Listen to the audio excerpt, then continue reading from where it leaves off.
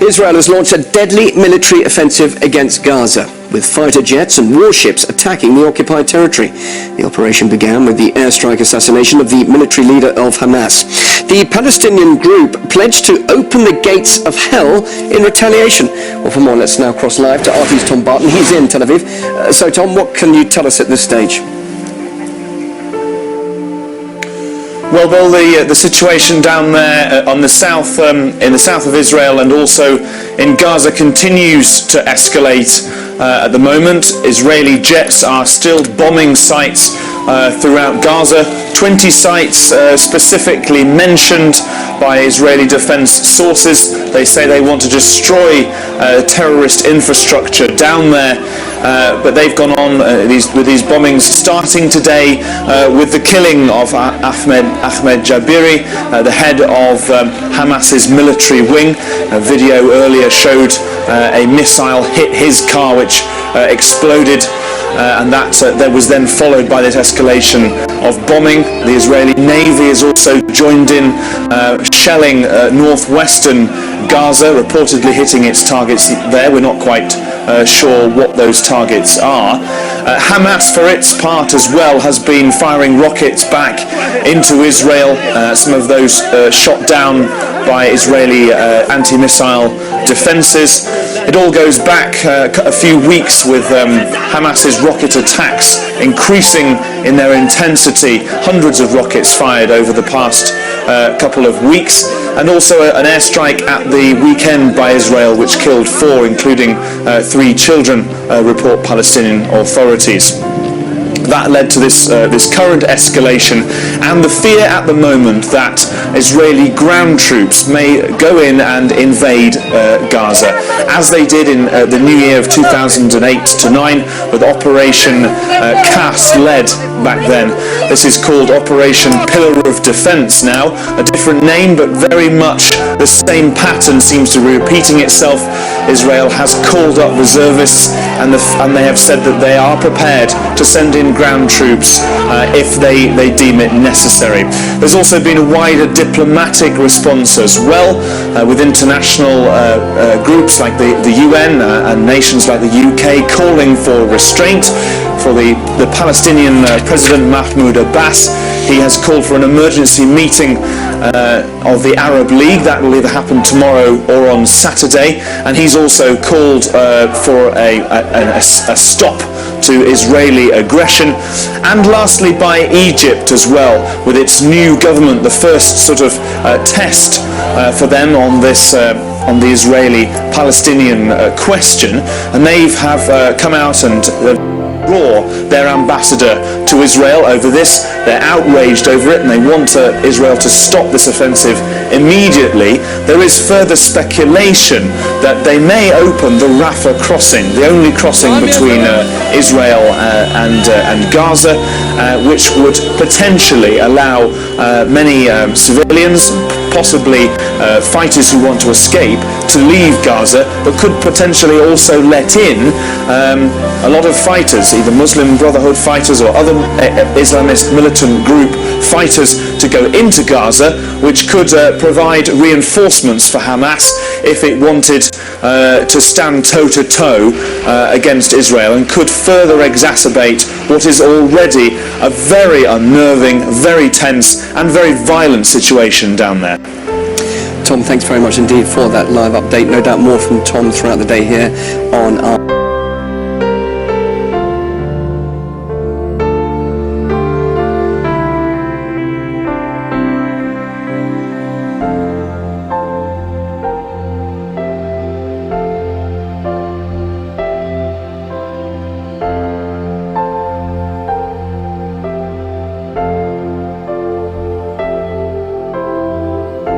Every week, hundreds of protesters demonstrate at Nabi Saleh. Most of them are under the age of 16.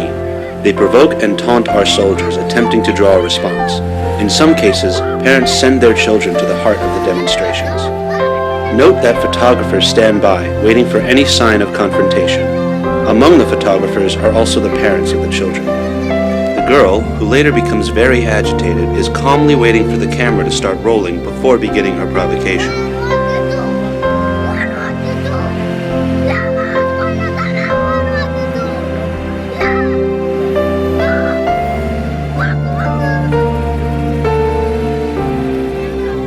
Notice the child is shoved by his older brothers and parents into the soldier's face. He is used by the protesters as a last resort to taunt the soldiers to become violent. The soldiers, trained to endure the provocation and not respond, calmly stand their ground.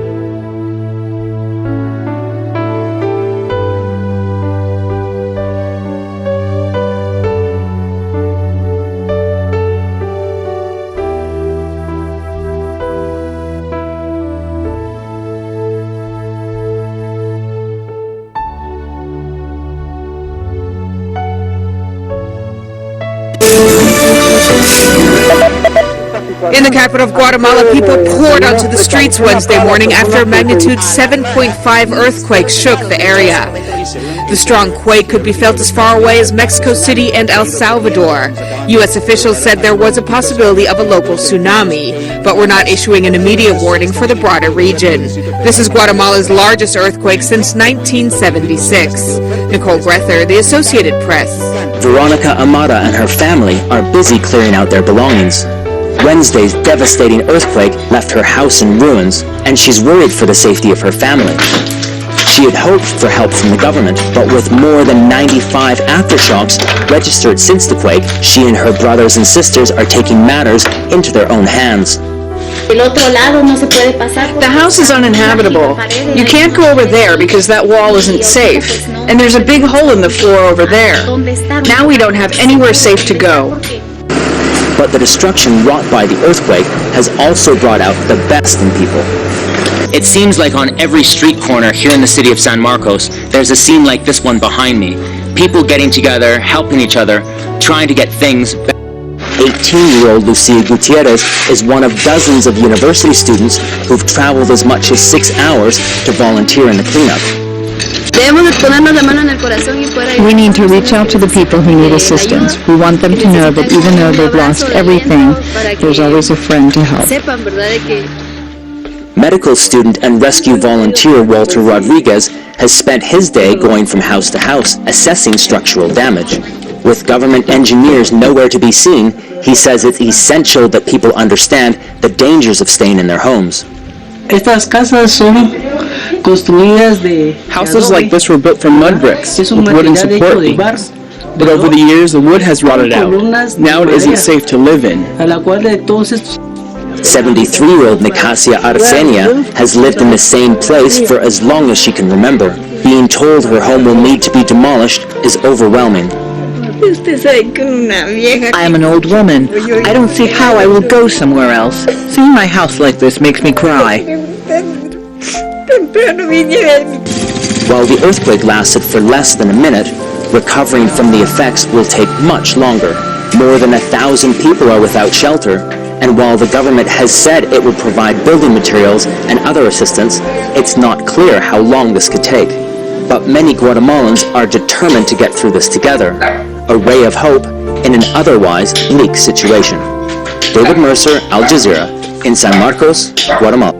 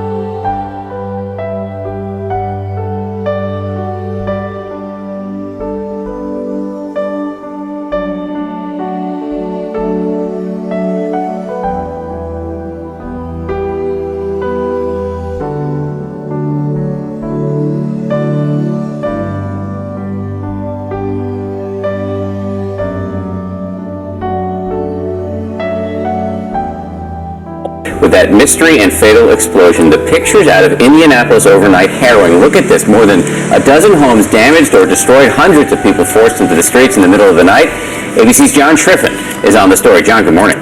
Dan, good morning. Our affiliate WRTV is now reporting at least 2 people are dead, 8 others injured. The blast rocked the neighborhood when many were asleep, forced to quickly grab their pets and flee in their pajamas. All night, authorities have been using searchlights, going door to door to see if the number of victims will grow.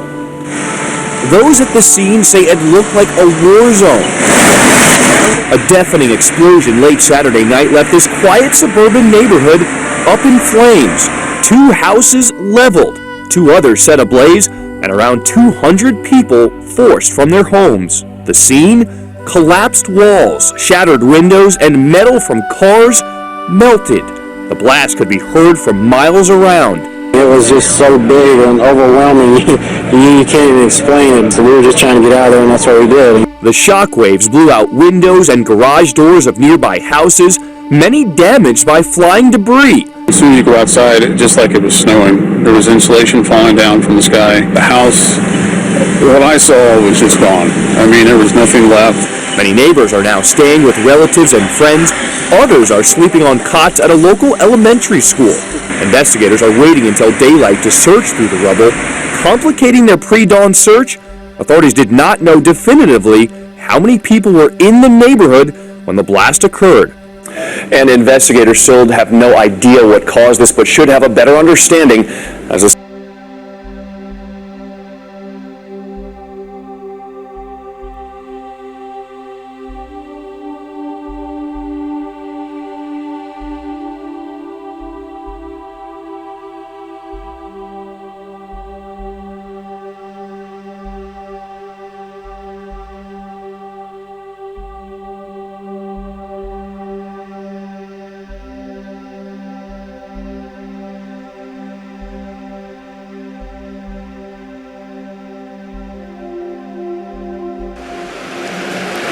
Italy's Environment Minister has called for more funding to shore up weather defences as the country is hit by a massive downpour.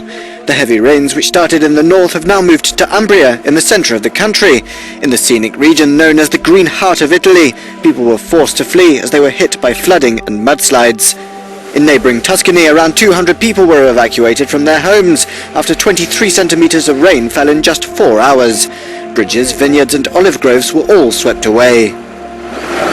A day earlier, Venice had been the first victim of the flooding, and much of the historic city and its buildings remain underwater. This is the 4th time since 2000 Venice has been hit by record-high flooding. Forecasters expect the torrential rain to continue throughout Tuesday.